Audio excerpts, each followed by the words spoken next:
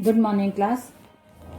बेटा हम सबसे पहले अभी कल भी हमने लेसन नंबर 1 का रिवीजन किया था। लेसन नंबर 1 में से जो अभी ब्लूप्रिंट है उसके अकॉर्डिंग हमने मार्क्स देखे, तो जो 2 नंबर के क्वेश्चन थे वो 3 नंबर में अब आने वाले हैं और 4 नंबर के क्वेश्चंस आने वाले हैं। वो आप लोगों ने भी देख लिया होगा ब्लूप्रिंट में। तो सबसे पहले हम चैप्टर लेते हैं ये वाला। मैंने कुछ क्वेश्चंस इस चैप्टर से निकाले हैं, वो मैं अभी आपको बता दूंगी और मैंने क्लास में भी लिखवाए हैं वो क्वेश्चंस। और सबसे पहले यदि आप पूरा चैप्टर प्रॉपरली रीड करते हो तो आपको कोई प्रॉब्लम नहीं आने वाली है। पूरा चैप्टर में से क्वेश्चंस आने वाले हैं, आपको चैप्टर से इंपॉर्टेंट क्वेश्चंस निकाले हैं। तो हम फर्स्ट चैप्टर को पहले देख लेते हैं। सूर के बाल कृष्ण, इसके कवि हैं सूरदास जी और इसका केंद्रीय भाव आपको ध्यान से पढ़ना है और जितने ऑब्जेक्टिव्स हैं वो केंद्रीय भाव और इसमें से ही निकाले हैं जो हमने अभी क्लास में देखे। सूरदास जी अष्टछाप के अग्रणी कवि थे। ये एक ऑब्जेक्टिव हो सकता है कि कौन से कवि थे वो, तो इसमें आपको ऑप्शंस आ जाएंगे। तो ये अष्टछाप के अग्रणी कवि थे और जन्मांध थे, जन्म से अंधे थे। ये भी इनके बारे में मान्यता है कि सूरदास जी जन्मांध थे, जन्म से अंधे थे। तो ये भी एक ऑब्जेक्टिव बन सकता है। इनका जन्म 1535 और सीही ग्राम, दिल्ली के पास सीही गांव में इनका जन्म हुआ है, ये आपको ध्यान में रखना है। और इनके गुरुजी का नाम था वल्लभाचार्य, है ना, ये आपको ध्यान रखना है। उसके बाद 1642 में आपका देहावसान हुआ। ये इनकी रचनाएं हैं सूर सागर, सूर सारावली और साहित्य लहरी। ये इनकी रचनाएं हैं, ये आपको अच्छे से याद होनी चाहिए, अच्छे से आपको पता होनी चाहिए। मैंने अंडरलाइन करवाया था आपकी कॉपी में, ये देखो बुक में, सॉरी। आपके काव्य में वात्सल्य, माधुर्य एवं सख्य भाव की धारा सतत प्रवाहमान रही है। ये एक ऑब्जेक्टिव में आता है कि किस रस की प्रधानता है। सूरदास जी के काव्य में डैश रस की प्रधानता है या फिर ब्रैकेट में 2 ऑप्शंस रहते हैं, वात्सल्य रस की, करुण रस की, रौद्र रस की, वीर रस की। तो सूरदास जी ने भगवान कृष्ण की बाल लीलाओं का वर्णन किया है, इसलिए आपको वात्सल्य रस पे टिक करना है। वात्सल्य रस की प्रधानता है इनके काव्य में, तो वात्सल्य रस इसका आंसर हो जाएगा। सख्य भाव, किस प्रकार की भक्ति थी सूरदास जी की। भगवान श्री कृष्ण के साथ उनका मित्रवत व्यवहार था या वो दास मानते थे उनको, कैसी दोस्ती थी, तो वो फ्रेंड मानते थे कृष्ण भगवान को। और तुलसीदास जी की भक्ति दास्य भाव की थी। तुलसीदास जी भगवान राम को अग्रज मानते थे, बड़ा मानते थे और स्वामी मानते थे, मालिक मानते थे और अपने आप को उनका दास मानते थे, सेवक मानते थे। और यहाँ पे सूरदास जी कृष्ण भगवान को अपना मित्र मानते हैं, इसलिए उनकी भक्ति कैसी है, सख्य भाव की। ये आपको ध्यान में रखना है। उसके बाद केंद्रीय भाव में यही बताया कि 3 पद हैं। पहले पद में मतलब कृष्ण भगवान के जो बाल लीलाओं का, यशोदा कैसे देखती है कृष्ण भगवान को, यशोदा की अभिलाषाएं क्या है, वो है इसमें पहले पद में। दूसरे पद में है कृष्ण का वृंदावन जाना, वृंदावन जाने के लिए हट करना, ये दूसरे पद में है। तीसरे पद में यशोदा ने देवकी को संदेश क्या दिया कृष्ण भगवान के लिए। जब कृष्ण भगवान चले जाते हैं तो यशोदा ने उद्धव के द्वारा, उद्धव को यहाँ पे पथिक भी बताया, पथिक मतलब राहगीर, तो वो वहां से निकलते हैं, इसलिए यशोदा उनको बुला के देवकी के लिए संदेश देती कि आपको कृष्ण भगवान का किस प्रकार ध्यान रखना है, कृष्ण भगवान की आदतें क्या है। कृष्ण भगवान को मैंने संभाला है, इसलिए मैं उनकी आदतों से, उनके व्यवहार से परिचित हूँ, तो आपको उनके साथ कैसा व्यवहार करना चाहिए जिससे वो आपके साथ मतलब कंफर्टेबल हो जाए, क्या उनके मन की बात आप जान पाओ और उसी के अनुसार आप उनको रख सको, उनके मन के मुताबिक आप व्यवहार कर सको, ये सब है। और फिर आगे अभी हमने देखा है कि शब्दार्थ भी आपको करने पड़ेंगे, क्योंकि शब्दार्थ भी आपको आ सकते हैं। इस वर्ड का अर्थ लिखिए, इस शब्द का अर्थ लिखिए, ऐसे क्वेश्चन आ सकते हैं आपको, वो भी होगा। उसके बाद अभी हमने जो क्वेश्चंस मैंने कुछ निकाले हैं, कुछ बच्चों ने मुझे बताया है कि जो इम्पॉर्टेंट क्वेश्चंस हैं, तो जो चैप्टर वाइज जा रहे हैं उसमें चैप्टर के पूरे क्वेश्चंस लिए हैं और पूरे चैप्टर को उन्होंने इम्पॉर्टेंट चैप्टर बना दिया है। पूरे जैसे इसमें काव्य पंक्तियों की व्याख्या है और समानार्थी शब्द हैं और पर्यायवाची शब्द हैं, तत्सम तद्भव हैं। तो दोनों क्वेश्चंस मिला के, लघुत्तरी और दीर्घोत्तरी दोनों मिला के उन्होंने 3 मार्क्स में डाल दिए हैं। तो ये 6 क्वेश्चन हैं और इनके भाव पल्लवन हैं, 2 भाव पल्लवन दिए हैं, एक पर्यायवाची दिया है। ऐसे 9 क्वेश्चन हैं और एक क्वेश्चन और उन्होंने डाला है।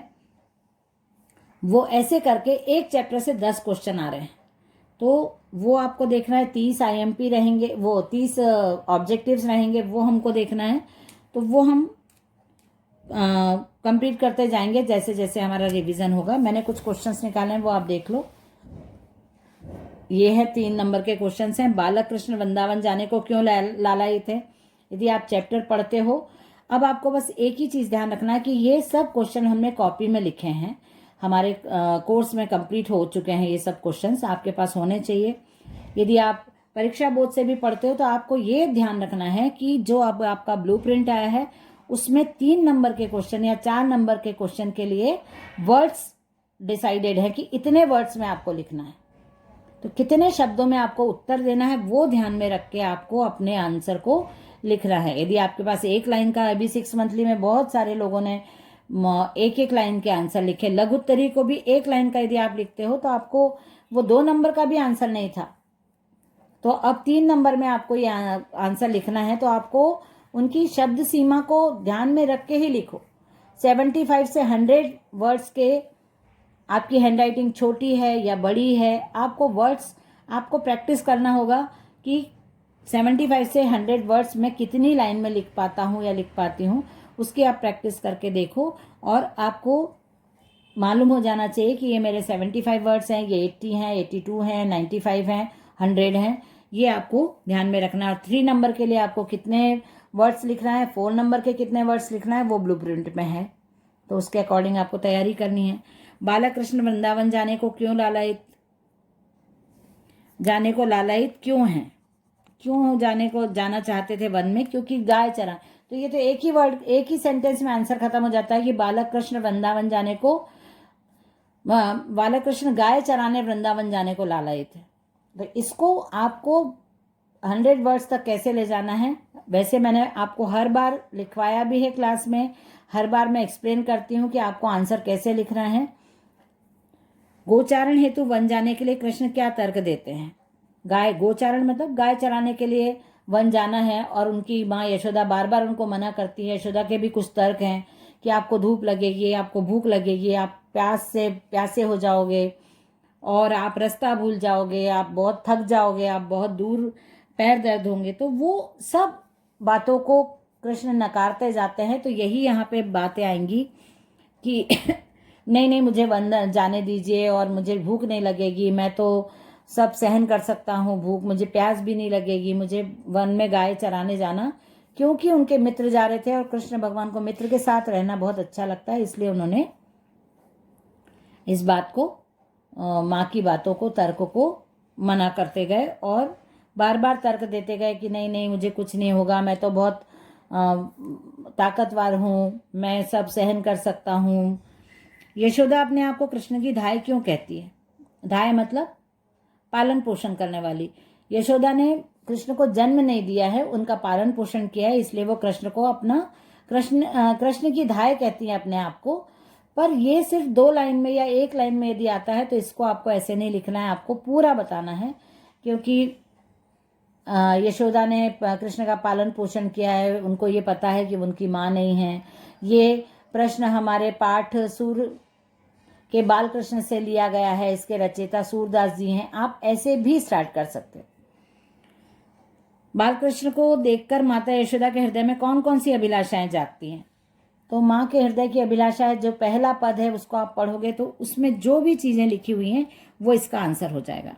यशोदा ने देवकी को क्या संदेश भेजा? तो वो आपको तीसरे, जो लास्ट वाला पद है उसमें आपको पता चलेगा कि यशोदा ने देवकी को क्या संदेश भेजा, और हम ऑलरेडी ये चीजें कर चुके हैं। तो यशोदा ने देवकी को जो संदेश दिया है वो तीसरे पद में है, उसको आपको पढ़ के, या आपके पास कॉपी है तो वेल एंड गुड, आपको कोई प्रॉब्लम ही नहीं, आप कॉपी से पढ़ के उसके वर्ड्स काउंट करके कितने वर्ड्स में आपने लिखा है, आपको कितना बड़ा करना है या छोटा करना है, वो भी आपको देखना है। सूर के बालकृष्ण नामक कविता का केंद्रीय भाव अपने शब्दों में लिखिए। अब केंद्रीय भाव में क्या लिखना है आपको, जो तीनों पद हैं सूर के बालकृष्ण के, उन तीनों पद में क्या क्या बातें हैं ये आपको लिखनी है केंद्रीय भाव में। कि सूरदास जी ने सूर के बालकृष्ण नामक जो पद्यांश है, जो कविता है, पद्य खंड है, उसमें 3 पदों का वर्णन है। तीनों पदों में पहले पद में यशोदा की अभिलाषा, श्री कृष्ण भगवान उनको तोतली जबान से माँ कब बोलेंगे, नंद बाबा को बाबा कब बोलेंगे, घुटने से कब चलेंगे, कब अपने पैरों पे खड़े होंगे, कब माखन रोटी मांग के खाएंगे, तो ये सब उन पहले पद में है। दूसरे पद में उन्होंने वर्णन किया है कृष्ण के वृंदावन जाने का वर्णन है कि कृष्ण गाय गोचारण के लिए वृंदावन जाने की जिद करते हैं और माता यशोदा उनको तर्क देती है, वन की कठिनाइयां बताते हुए उनको वन जाने से रोकती है। तीसरे पद में देवकी को संदेश भेजा जाता है उद्धव के माध्यम से। उद्धव को आप पथिक यदि आप लिखते हो तो ब्रैकेट में उद्धव लिखो, और पथिक लिखते हो तो यदि उद्धव लिखते हो तो ब्रैकेट में पथिक लिखोगे। आपको दोनों चीज क्लियर करनी पड़ेंगी। तो उद्धव के माध्यम से देवकी को क्या संदेश भेजती है यशोदा माता, वो आपको बताना पड़ेगा। तो ये 100 वर्ड्स में ये तीनों चीजें मिला के आपको लिखना है। तो ये हो जाएगा आपका सूर के बालकृष्ण का केंद्रीय भाव। उसके बाद उन्होंने पद्यांश दे दिया है और काव्य पंक्तियों, ये पद्यांश हम बाद में 2 चैप्टर के मिला के पद्यांश हम कंप्लीट करेंगे। पद्यांश को संदर्भ, प्रसंग, व्याख्या, और यदि उसको बड़ा करना है तो हम उसमें भाषा विशेष करके 2 लाइन हम जोड़ सकते हैं। भाषा कैसी है, क्या विशेषता है इस पद्यांश की, या क्या अलंकार यूज किए हैं इसमें, ये भी हम उसमें कर सकते हैं। ओके बेटा, चलिए नेक्स्ट क्लास में मिलते हैं। Bye everyone.